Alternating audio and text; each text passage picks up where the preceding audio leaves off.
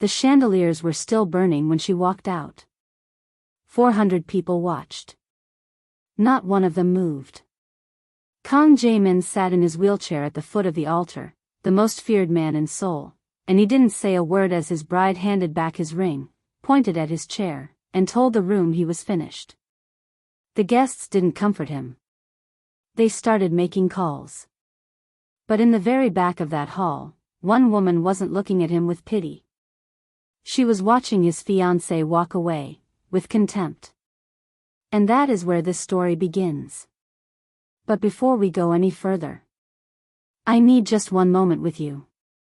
We are so close to 10,000 subscribers, and I want you to be one of them.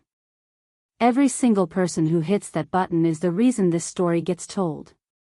So if you're enjoying this, if you're already curious about what happens next, please subscribe right now. It takes 2 seconds and it means everything. And drop a comment below and tell me, where in the world are you listening from? I genuinely want to know. You'd be amazed how far this story has already traveled. Okay. Now. Her name is Raya Kamara. And by the end of tonight, she will be his wife. Not because she loves him. Not because he asked nicely. But because in a room full of people pretending not to celebrate his downfall, she was the only one who looked at him like he still had a future. And Kang Jae-min noticed.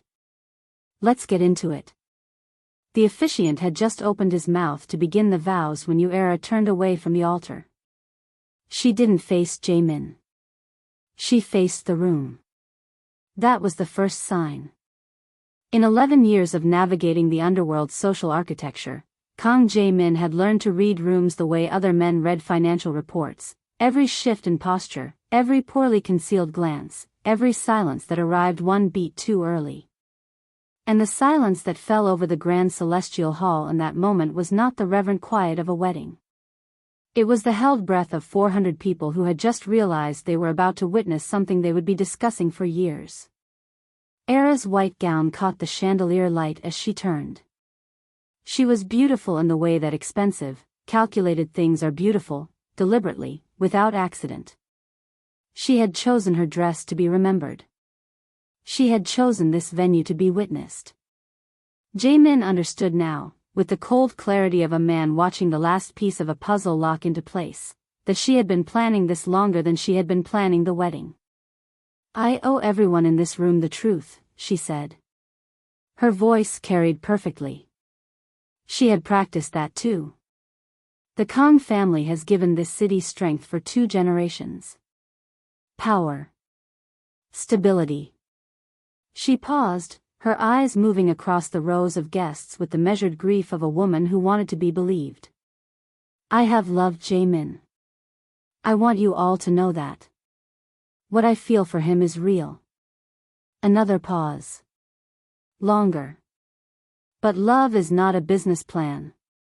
And I cannot, in good conscience, bind the future of my family to a dynasty that can no longer hold itself upright. Someone in the 3rd row made a sound. Small. Involuntary. Jae-min's hands remained still on the armrests of his wheelchair. He is a great man, Era continued, turning at last to look at him directly, with the particular cruelty of someone delivering a verdict they have dressed up as compassion. He was. But greatness requires strength, and strength requires, her gaze dropped, just for a moment, to the wheelchair. Just long enough. The ability to lead from the front. Kwon Il-sung was already moving from the side aisle. Jae-min stopped him with a single look. Era reached into her bouquet, white lilies, her choice, her detail, and separated it from her hands. She didn't place it on the altar rail. She didn't hand it to a bridesmaid. She let it fall. The bouquet hit the white carpet at Jae-min's feet with a soft, definitive sound, petals scattering across the pristine fabric like the wreckage of something that had already been dead before it landed. Then she stepped back. And Chairman Lim Dong-hyun, head of the Lim Group, Jae-min's longest-standing rival, a man who had been sitting in the 7th row with the patient expression of someone waiting for a train he had already paid for, rose from his seat and crossed the aisle to stand beside her. He offered her his arm. She took it. They walked out together. The grand doors closed with a sound like a gavel. For 3 full seconds, the hall was silent in a way that had nothing to do with respect. Then the room broke open. Not loudly, this was not a crowd that screamed. These were people for whom the appearance of composure was professional currency. But Jae-min could hear the whispers beginning their rapid, practiced multiplication, voices dropping to register the shift in power, hands reaching for phones, eyes already doing the arithmetic of what the Kang Empire's vulnerability was worth to each of them personally. He let them. He sat in the wreckage of his own wedding and he let them whisper, and he breathed through the particular sensation of watching everything he had built become something that people were already dividing in their heads. The chair beneath him, the chair that Era had just used to end a decade, felt, in that moment, like the only honest thing in the room. Then he turned it. Slowly. And he looked toward the back of the hall. The woman was still there. Still apart from the clusters of murmuring guests. Still watching, not him, not the doors Era had walked through, but the room itself, as if she were mapping it. Her expression had not changed. It was quiet and sharp and completely without theater. She was not grieving for him. She was not celebrating. She was thinking. Jae-min filed her face away, turned his chair toward the exit, and began to move. Behind him, someone said, "The Kang Empire is finished." He did not stop. The war room smelled like expensive cologne and barely contained panic. 8 men had assembled around the obsidian table in under an hour, a speed that told Jae-min everything he needed to know about how long they had been waiting for a reason to assemble. These were the men who moved the Empire's weight, port contracts, construction permits, financial instruments that existed in the space between legal and necessary. Each of them had built their comfort on the foundation of Kang's stability. And each of them, Jae-min noted as he moved to the head of the table, was now looking at that foundation the way men look at a wall they suspect has already cracked. Director Moon Suk-jin spoke first. He always spoke first. It was a habit Jae-min had once read as efficiency and now read as something else.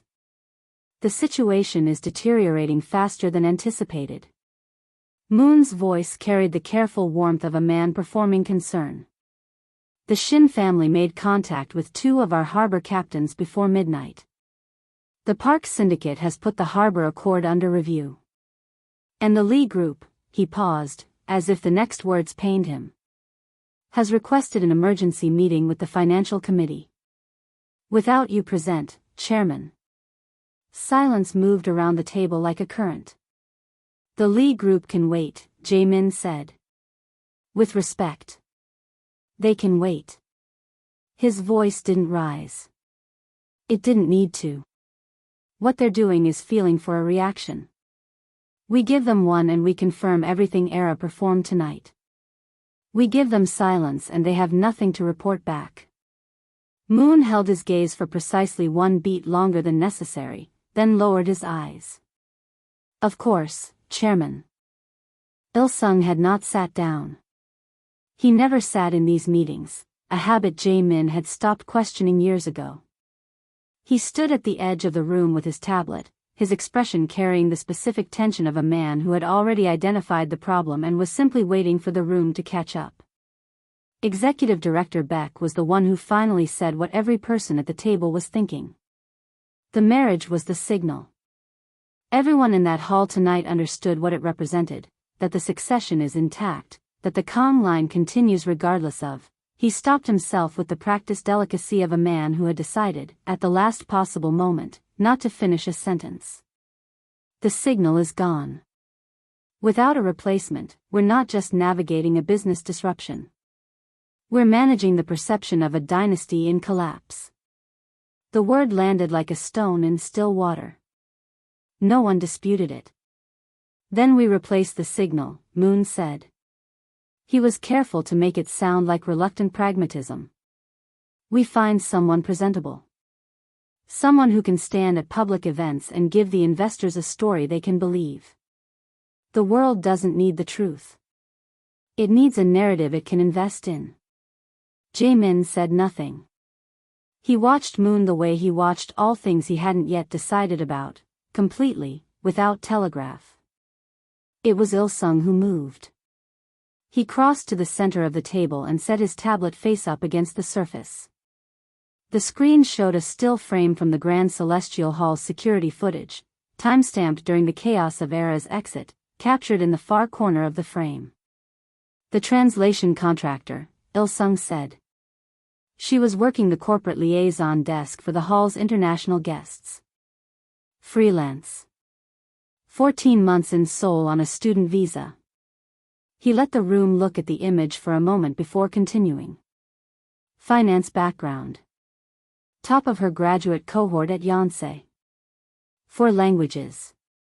No debt beyond standard student obligations, no political affiliations, no criminal record of any kind. He paused. And her father's work authorization renewal is due in 6 weeks. The implications settled over the room without needing to be spoken. Executive Director Beck leaned forward and studied the image with the frown of a man who has made up his mind and is looking for reasons to justify it. She's African. She's qualified, Il-sung said, without inflection. It's unconventional. Tonight was unconventional.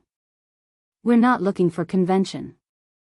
We're looking for someone no one can predict, someone our enemies haven't already mapped, haven't already approached, haven't already built a strategy around. Il-sung looked at Jae-min directly. She didn't look at you with pity, Chairman. She looked at Era with contempt. That is not a small distinction. Jae-min studied the frozen image. The woman in the frame was standing apart from everyone else, not from shyness, he could see that much. She had the posture of someone who had chosen her position deliberately, who wanted a clear line of sight to every exit and every face. She was watching the room the way he watched rooms. Her name, Jae-min said. Raya Kamara. He looked at the image for another moment. Find out what she needs, he said. Then make the offer. The study was designed to make people feel small. Raya recognized at the moment she stepped inside, the deliberate architecture of dominance. Ceiling too high.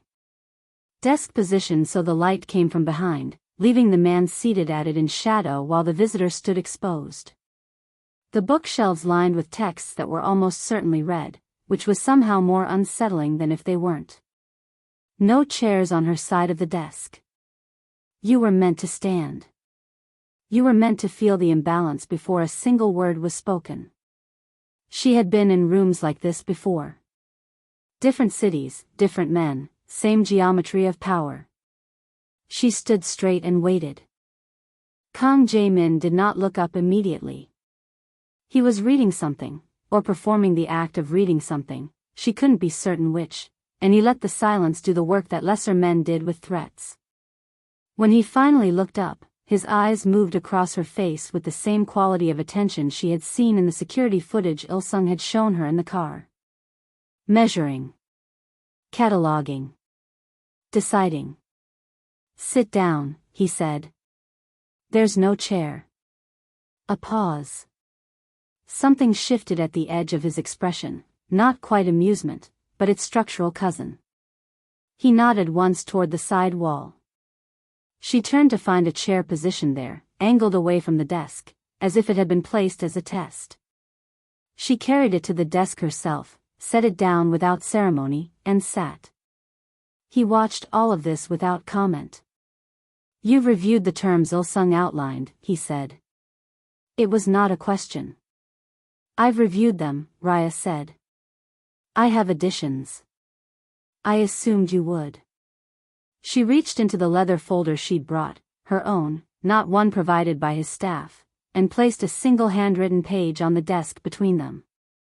She had drafted it at 2 a.m, after Il-sung had left her apartment, and she had sat for an hour with tea she didn't drink, mapping every dimension of what she was agreeing to enter.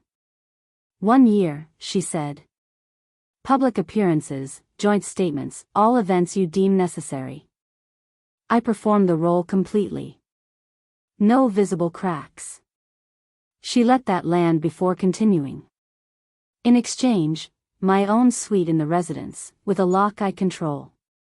My schedule is mine except when you require my presence, with a minimum of 48 hours notice unless the situation is a genuine emergency. I attend board meetings. Not as an observer. As a participant. If I see something that threatens the stability of the empire, I speak. And you listen. Jae-min had not looked at the paper. He was looking at her. A seat at the high table, he said. I'm not decorating your arm for a year in exchange for tuition relief. If my presence is meant to project power, then I need actual power behind it. Otherwise the performance falls apart the moment anyone with real intelligence looks closely. And you believe you have something worth contributing. I caught 3 accounting inconsistencies in the documents Il-sung sent over last night. She held his gaze without flinching. Documents your internal financial team signed off on. I've been in this arrangement for 14 hours. The silence that followed was different from the ones before it. Heavier. More considered. Jae-min leaned back slightly and studied her with the focused patience of a man recalculating. She did not fill the silence. She had learned years ago that the person who spoke first into a silence like this was the person who lost it. The inconsistencies, he said finally. What were they? Commission structures on 3 offshore disbursements routed through a Macau holding entity. The figures reconcile on the surface. They don't reconcile against the original transfer authorizations from 14 months ago. She paused. Someone adjusted the records. Not sloppily, carefully. But not carefully enough. Something moved behind his eyes. Controlled. Contained. But she saw it. I'll have Il-sung pull the original authorizations tonight, he said. I already sent him the relevant page numbers. Jae-min looked at her for a long moment.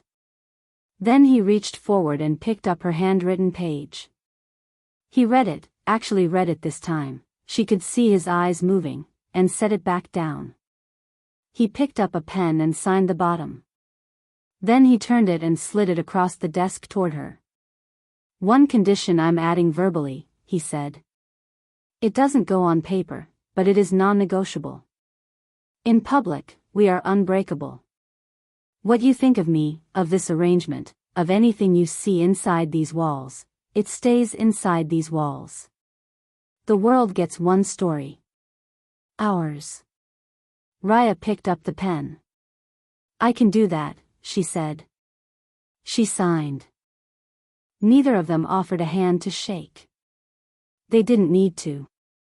The paper was enough, and they both understood that the real contract, the one that would determine how this year actually ended, was the one being written right now, in the space between what they'd said and what they'd each decided not to.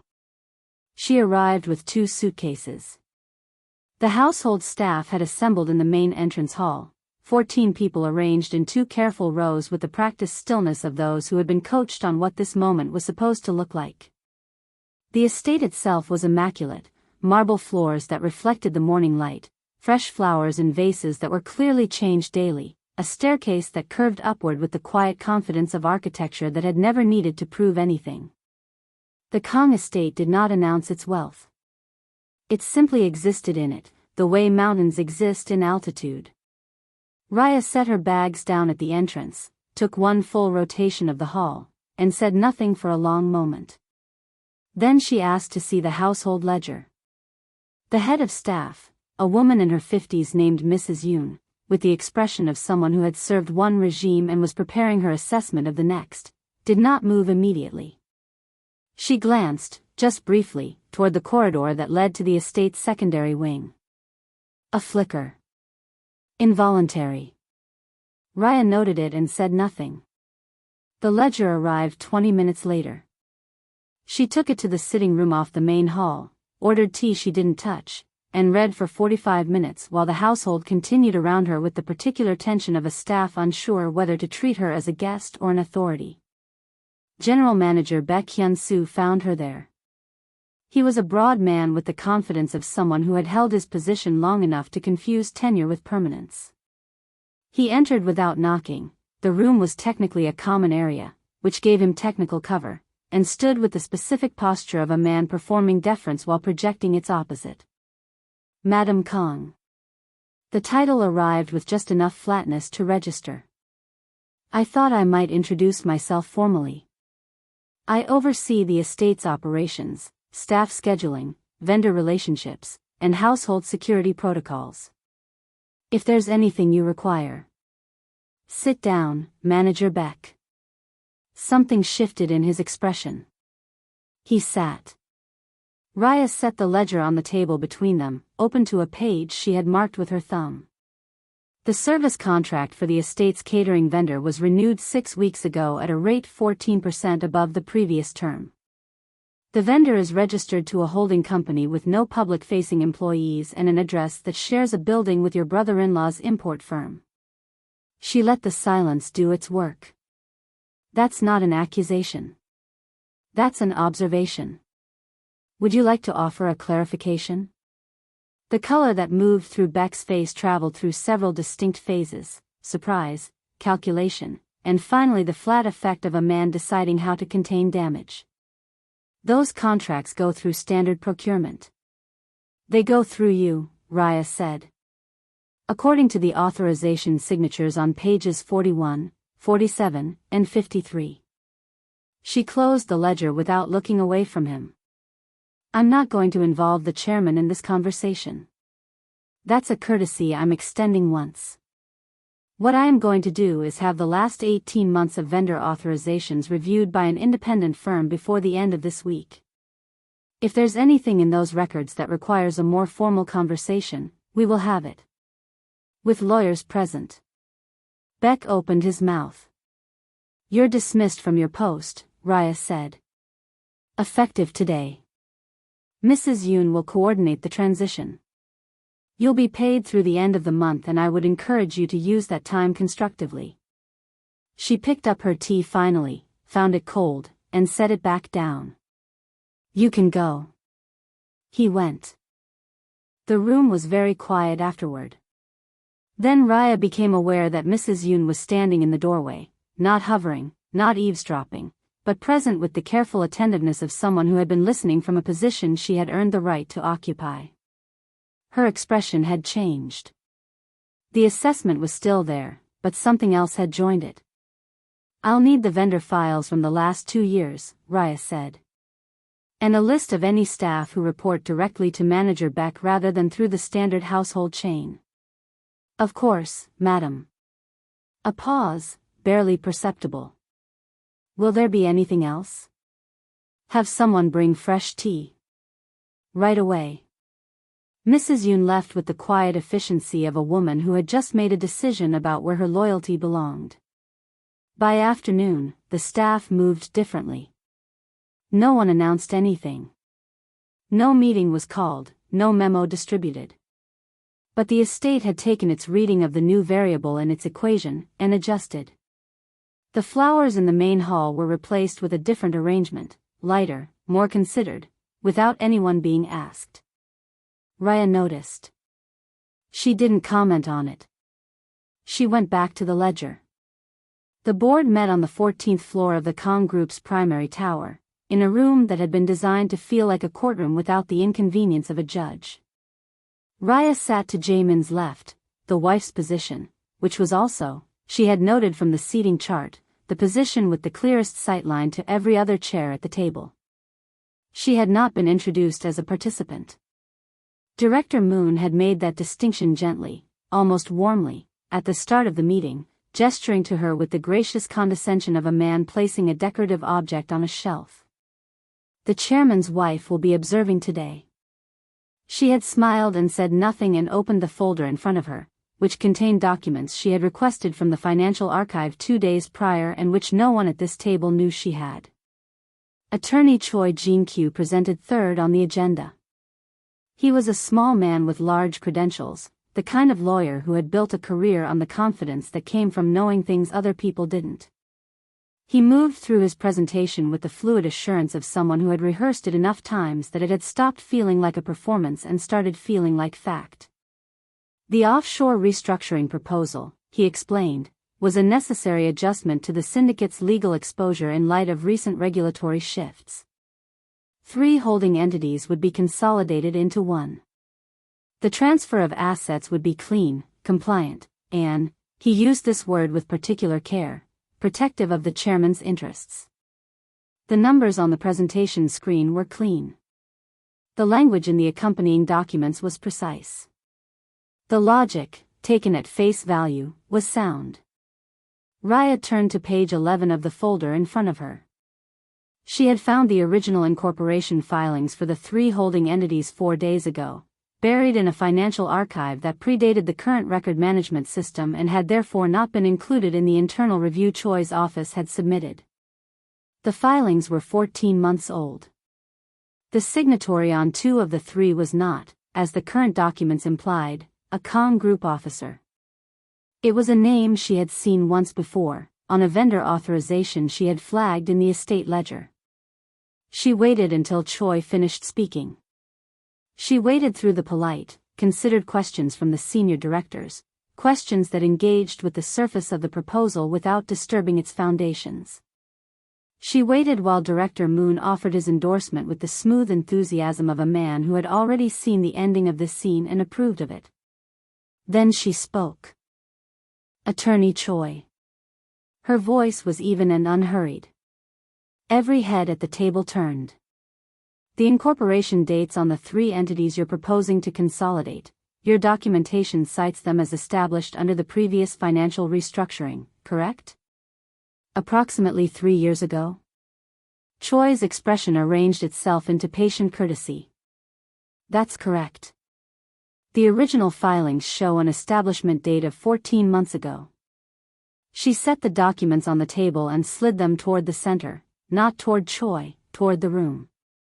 They also show a signatory who doesn't appear anywhere in the Kong Group's officer registry. A Mr. Seo Byung-chul. She let the name settle. Who also appears as the registered contact for a catering vendor whose contract was recently under review at the estate. The silence that followed was the particular silence of a room that has just understood something it cannot ununderstand. Choi's composure held, but only by the kind of effort that is itself a tell. There may be some clerical discrepancy in the archive records. There may be, Raya agreed pleasantly. Which is why I'd suggest pausing the consolidation until an independent audit can verify the filing history. If the discrepancy is clerical, the audit clears it in a week and we proceed. If it isn't, she folded her hands on the table. Then we've just saved the chairman from signing his name to something considerably more complicated than a restructuring. She looked at Jae-min once. Briefly. Not for permission, for confirmation. His expression had not changed. But his hand, resting on the armrest of his chair, had gone very still in the way that she was beginning to recognize meant he was moving pieces on a board no one else could see. The consolidation is tabled, he said. Pending independent review.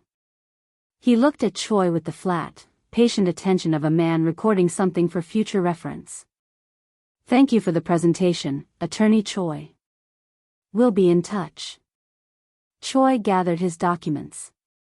His movements were precise, controlled, and revealed nothing except that he was a man who had learned, very early, how to leave a room without appearing to flee. Moon watched him go. Then Moon's eyes moved to Raya, just for a moment, quick and light as a blade testing for an edge. She was already looking back at her folder. She had not asked for the dress. It had arrived the morning of the gala in a white box with no card, just the gown folded in layers of tissue paper, deep red, floor-length, structured at the bodice and dramatic at the skirt in a way that suggested whoever had chosen it understood that clothing, at this level of society, was not decoration. It was declaration. Raya had held it up in the light of her suite for a long moment, then hung it on the back of the door and gone back to her financial files. She put it on at 7. The car arrived at 8. Jae-min was already in it. He looked up when she opened the door and something moved across his face, brief, controlled, filed away before it could become anything nameable. He said nothing about the dress. She said nothing about the fact that he had sent it. They rode to the Grand Celestial Hall in the comfortable silence of two people who had developed, over the course of 3 weeks, a fluency in what the other chose not to say. The gala was the city's largest annual philanthropic event, which meant it was also its largest annual performance. 400 people gathered under chandeliers to be seen being generous. Every major family was present. Every significant alliance would be read tonight through the grammar of who stood with whom, who arrived together, who left early, and who made a point of being photographed. They were announced at the entrance. Chairman Kang Jae-min and Madam Raya Kang. The room did not stop. Rooms like this never stopped. Stopping was admission. But it slowed. The particular recalibration of a social ecosystem encountering new information moved through the crowd in a visible wave, people turning with the practiced casualness of those who had learned to stare without appearing to. Raya felt it and walked forward. She kept her pace even, her posture unhurried, her expression carrying the particular composure of a woman who had decided, before she left the car, exactly what story she was telling tonight. Not the story of a replacement. Not the story of a convenience. The story of a woman who had chosen this man when choosing him cost something, and had not flinched. Era was standing near the central reception bar when they entered, in a white gown that was almost certainly chosen to echo her wedding dress, a decision that read less as confidence and more as the inability to move forward from a narrative she had authored. She was with Lim Dong-hyun, whose hand rested at the small of her back with the proprietary ease of a man who had recently acquired something he intended to display. She saw them the moment they crossed the threshold. Her gaze moved to Raya. Stayed there. Raya did not look at her. Not immediately. She turned to accept a glass of champagne from a passing server, said something quiet to Jae-min that made him tilt his head almost imperceptibly, and then, only then, let her eyes move across the room with the relaxed survey of a woman taking inventory of a space she had already decided belonged to her. When her gaze reached Era, it passed over her with the particular quality of attention one gives to furniture. Not hostility. Not triumph. Simply the acknowledgement that something was present and was not, at this moment, relevant. Era looked away first. The evening moved the way these evenings moved, in careful orbits of conversation, strategic introductions, alliances tested and reinforced through the pressure of proximity. What changed was the gravitational center. Raya had not arrived to orbit. She arrived with the quiet assurance of someone who understood that the room's story tonight was written not in speeches but in where people chose to stand, and she stood exactly where the story needed her. 3 investors who had requested emergency meetings with Director Moon in the 48 hours following the wedding came to pay their respects to the chairman before the first hour was through. A 4th sent his wife, which in this particular social language was the same thing. Each of them looked at Raya with the careful attention of people revising an assessment they had already filed. She was gracious. She was precise. She remembered, without being reminded, the name of the second son of the Shin family patriarch, the detail of a shipping dispute the Park Syndicate had raised 6 months ago, and the correct pronunciation of the Lee Group's founding chairman's given name. She deployed each one at the exact moment it would register. By the time dinner was announced, the narrative had shifted. She could feel it the way you feel a tide change, not in a single wave but in the altered pressure of everything moving in a new direction at once. Jae-min leaned toward her as they moved toward the dining hall, his voice low enough that only she would catch it. They're not looking at me with pity anymore. Raya kept her eyes forward. No, she said. They're trying to figure out how I knew about the Lee Group chairman's name. A pause. How did you? I read. She felt, rather than saw, the shift at the corner of his mouth. They walked into dinner side by side, and the room parted for them in the particular way that rooms part for people who no longer need to ask. The lights went out between the main course and dessert. Not a flicker. Not the gradual dimming of a power fault. A clean, total severance, chandeliers, wall sconces, exit signs, everything extinguished in the same instant with the precision of a cut that had been planned. In the half-second before the emergency generators were meant to engage, the grand celestial hall was completely, perfectly dark. They didn't engage. Raya's hand found the edge of the table.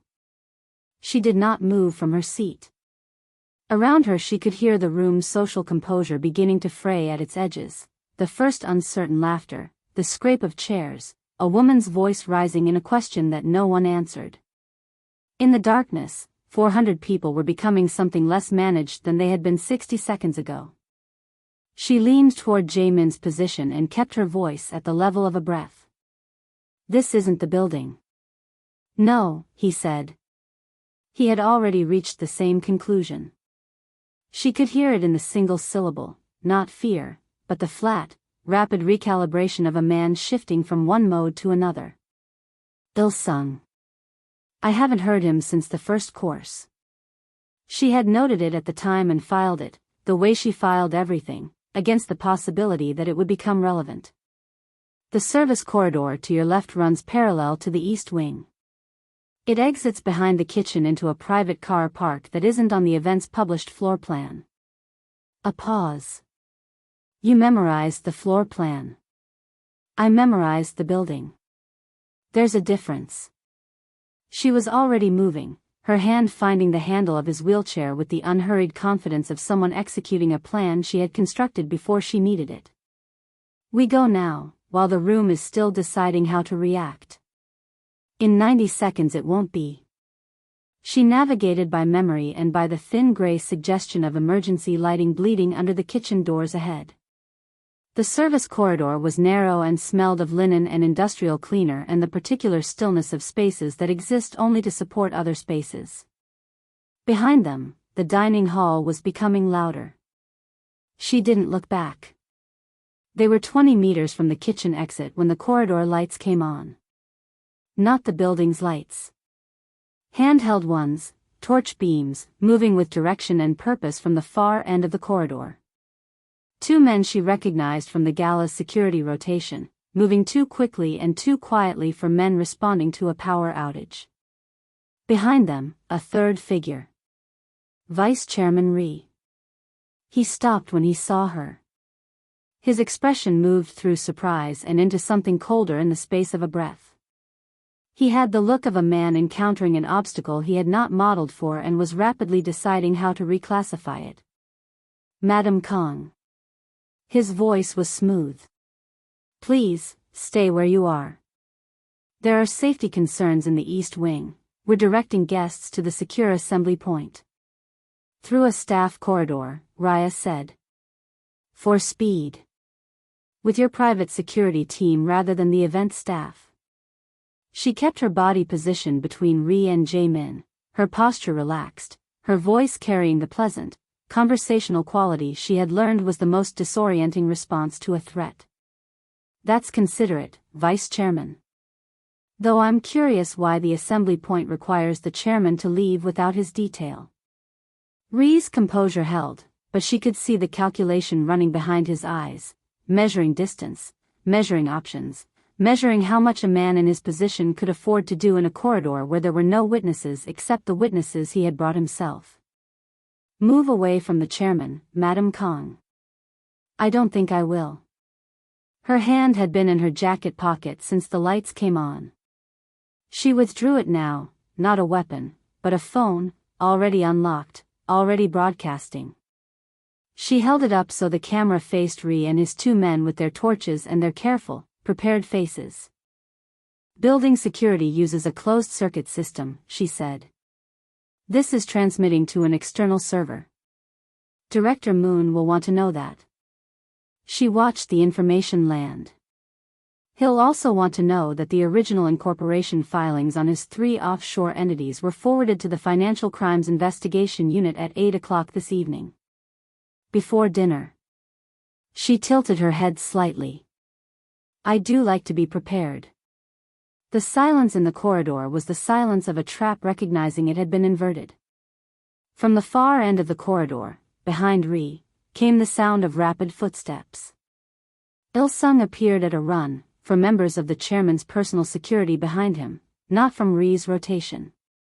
From the team Raya had quietly asked Il-sung to reposition, 2 hours before the gala, to entry points that weren't on the event's published floor plan. Ri looked at them. Then at Raya. She lowered the phone. The assembly point, she said pleasantly, is this way. The estate was quiet by 2 in the morning. The debrief had taken 3 hours, Il-sung coordinating with the investigation unit, security protocols reviewed and reassigned, Director Moon's office sealed pending formal inquiry, Vice Chairman Ri escorted from the building by people whose patience was entirely professional. The lawyers had come and gone. The calls had been made. The machinery of consequence had been set in motion and would now run without anyone needing to hold it. Jae-min had not gone to his room. Raya found him in the study, not behind the desk this time, but beside the fireplace, a glass of something untouched on the side table next to him. The fire had been burning for a while. The room held its warmth the way rooms do when they've been occupied by someone sitting still with too many thoughts and not enough words for them.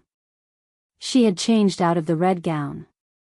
She was in something plain now, her hair down, the careful architecture of the evening dismantled.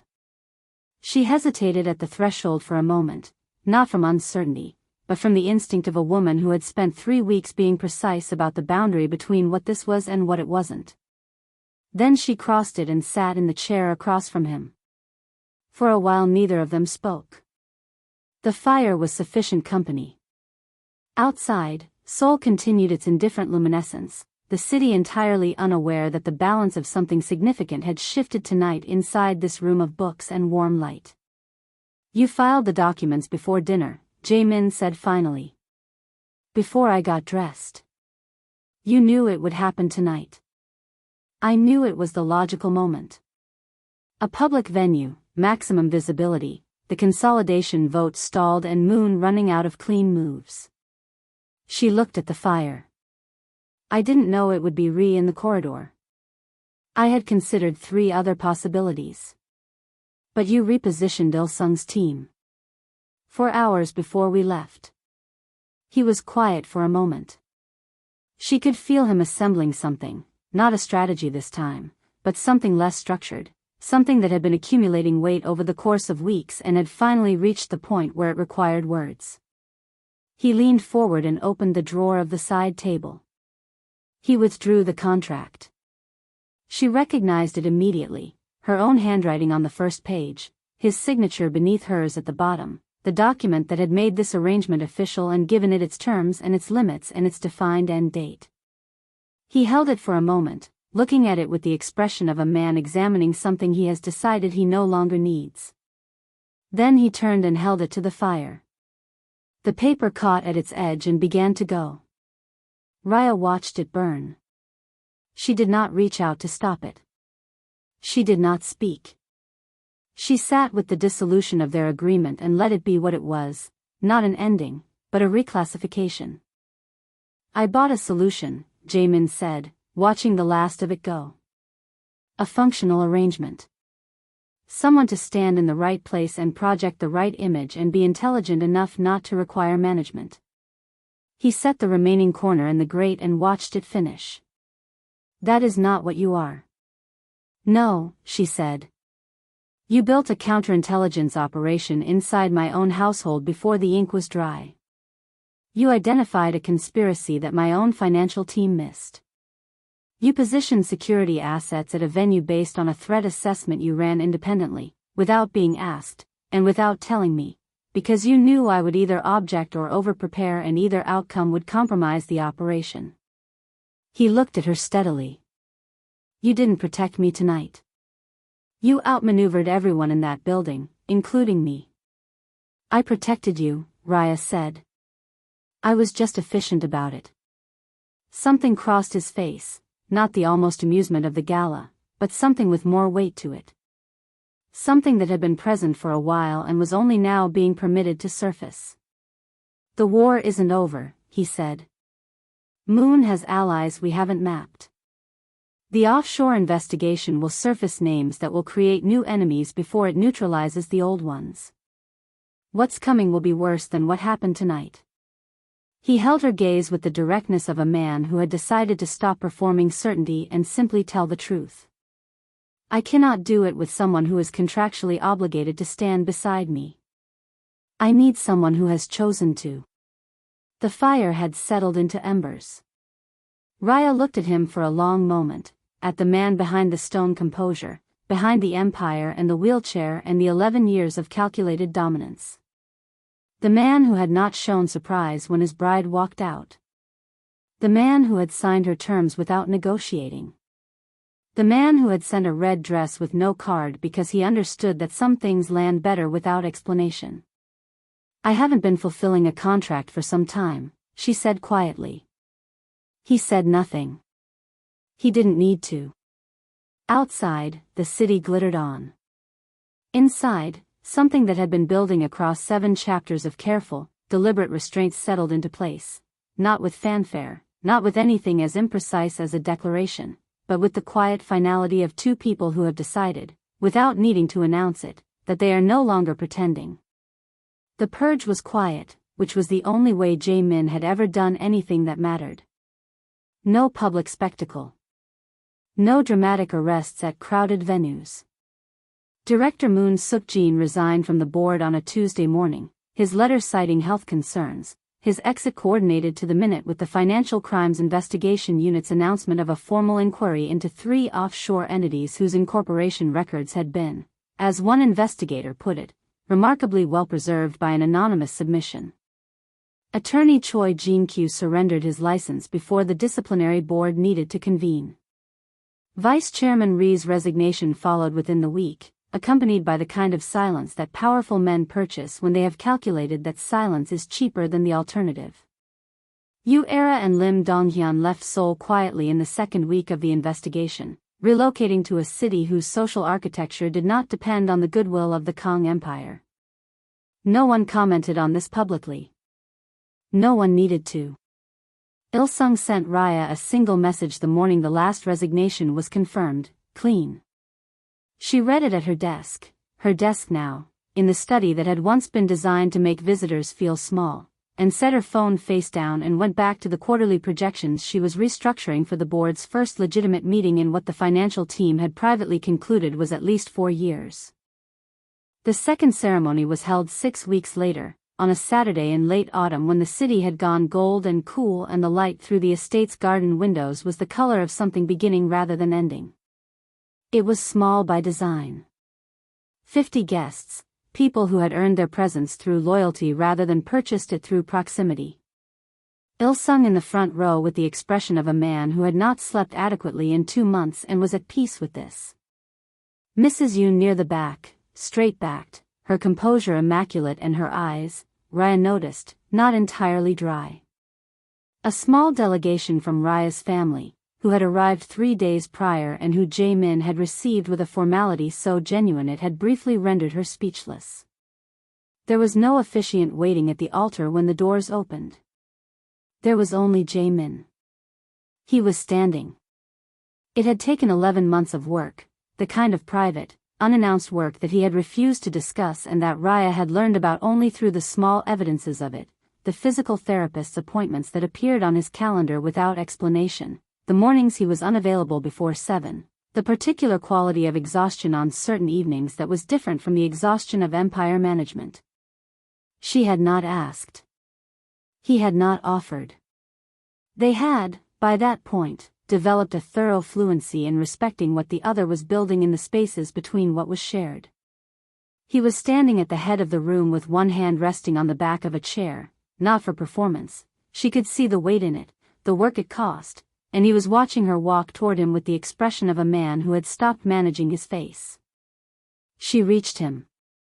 For a moment they simply looked at each other, this man and this woman who had found each other in the wreckage of one public humiliation and built something in the aftermath that neither of them had planned for and both of them had chosen.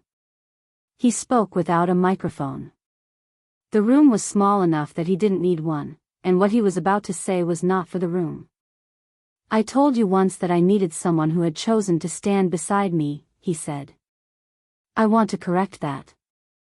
His voice was even, unhurried, carrying the same quality of attention he brought to everything that mattered. "I don't need you to stand beside me. The Empire doesn't need you beside it." He held her gaze steadily. "You are not beside it. You are half of it. You have been since the night you read a ledger in a sitting room and decided to stay." Raya looked at him for a long moment. "You sent me a dress with no card," she said quietly. "You wore it." "I did." He offered his hand. She took it, not the way she had taken it in the car 11 months ago, with the careful professionalism of two people entering a transaction, but the way you take the hand of someone you have decided to be responsible for, and who has decided the same about you. Behind them, the room exhaled. When they turned to face their guests, Raya stood at Jaemin's side with the stillness of a woman who had stopped being a stranger in this city, in this empire, in this life she had not anticipated and had built anyway, piece by careful piece, ledger by ledger, choice by deliberate choice, into something that was entirely, unmistakably hers. The chandelier light fell over them both. This time, no one looked away. 6 months later, a journalist wrote a profile. It ran in the city's most widely read financial publication under the headline, "The Kong Resurgence: How Seoul's Most Embattled Empire Became Its Most Formidable." The piece was thorough, well-sourced, and notable for the particular frustration that ran beneath its professional surface, the frustration of a reporter who had done everything correctly and still could not fully explain how it had happened. How a dynasty that 400 people had mentally divided and distributed on a single evening in the Grand Celestial Hall had, inside 12 months, eliminated its internal corruption, restructured its offshore holdings into full regulatory compliance, expanded its shipping interests into 2 new regional markets, and installed at its financial helm a woman that no one in the industry had seen coming and that everyone, in retrospect, agreed they should have. There was a photograph. It had been taken at the Empire's annual stakeholder address, a new event, instituted by Raya, replacing the closed-door board dinners that had previously served as the Empire's primary communication with its investors. The photograph showed the two of them at the podium.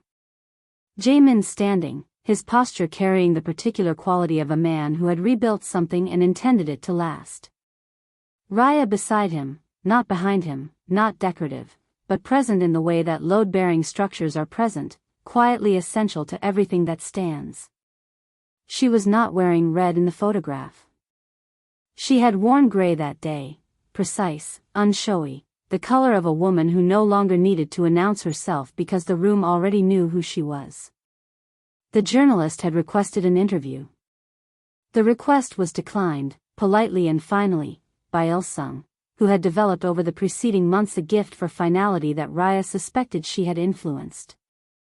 What the journalist could not know, and what did not appear anywhere in the profile's 4,000 carefully researched words, was what had happened the morning the piece was published. Raya had read it at the desk in the study, her tea cooling in the way it always did when she became absorbed in something. Jaemin had come in without knocking, a habit that had developed so gradually that neither of them had noticed the moment it became the default, and read it over her shoulder in silence. When she reached the end, she set the tablet down. "They still can't explain it," she said. "No. That bothers them." "Good." He moved to the window, where the city was doing what it always did, indifferent, luminous, entirely unaware of the specific negotiations taking place inside the lives it contained. "Let them try." She looked at him for a moment, this man who had taught her, without intending to, that power held with precision was more durable than power held with noise. Who had signed her terms without revision and burned the contract when it became insufficient and stood on difficult feet at the end of a long year to tell her she was not beside his empire but within it. There's something I need to tell you, she said. He turned from the window. His expression was what it always was, attentive, unguarded in the specific way that things become unguarded when they have decided they are safe. She held his gaze. Il-sung should probably be in the room for this. Something shifted in his face, a question assembling itself, the calculation running, arriving somewhere it had not expected to arrive. His eyes moved to her with the quality of total attention she had come to understand was the most honest thing about him. Raya. The financial projections I filed this morning account for it, she said. I've already run the numbers for the restructuring. We'll need to revisit the succession framework within the next quarter. The current documentation doesn't address the scenario adequately.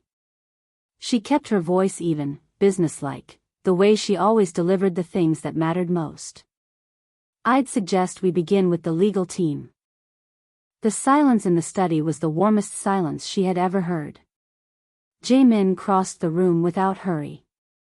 He did not say anything immediately, which was correct, because there was nothing that language could do for this moment that the moment was not already doing for itself.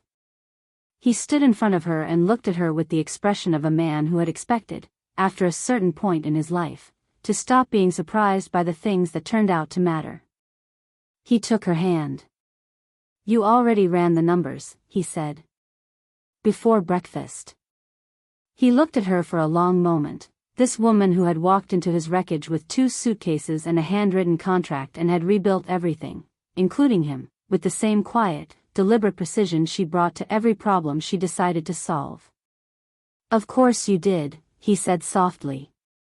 Outside, Seoul moved through its morning, enormous and indifferent and glittering. Inside, in a study lined with books that were certainly read, the Kang Empire's future settled into place with the same quality that all the best things had between these two people. Not with fanfare. Quietly. Completely. Like something that had always been meant to happen, finally arriving exactly on time.